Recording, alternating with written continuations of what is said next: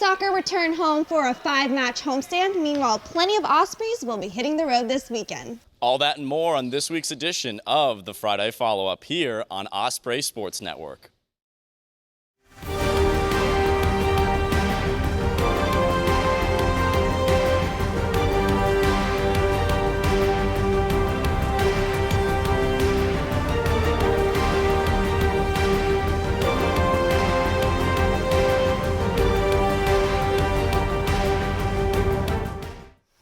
Hey Ospreys, I'm Elise Lobb. And I'm Alex Gatlin. Before we preview this week for the Ospreys, multiple teams competed over this week. Women's golf team finished 10th in the Red Raider Invitational over the weekend in Lubbock, Texas.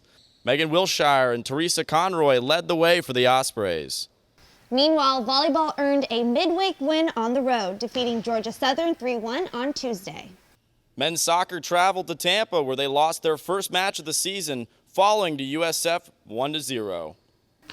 In Player of the Week news, cross country's Eden Meyer was named ASUN Runner of the Week. Now let's take a look at the weekend ahead for the Ospreys. Volleyball is at a tournament at Coastal Carolina this weekend, playing today and tomorrow. Men's soccer heads west to play Denver on Saturday night at 9 p.m. Eastern in a matchup against the 8th-ranked team in the country.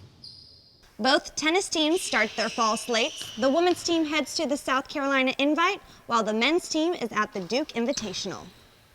Swimming will send a few members to Lawrence, Kansas this weekend for the CSCAA Open Water Championships. Finally, women's soccer is back at Hodges Stadium starting tonight at 7 against Wofford. They'll also face Campbell Sunday at 1. Joining us in this week's show is senior Gabrielle Liguori. Now, you have a 5-game homestand coming up that leads into conference play. What are some keys for the team moving forward?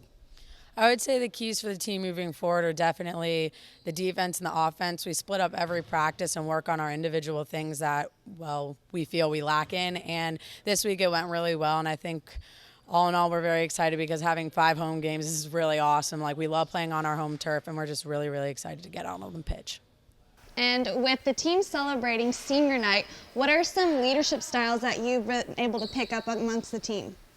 Well, that's actually why going into conference we decided to do senior night early, is because we didn't want any distractions during conference play. We want to be full on, like, all engines running and ready to, like, pretty much get out there and destroy and be the #1 team out there. So with leadership, I feel like everybody has stepped up on the field, from freshmen, sophomores, juniors, and seniors.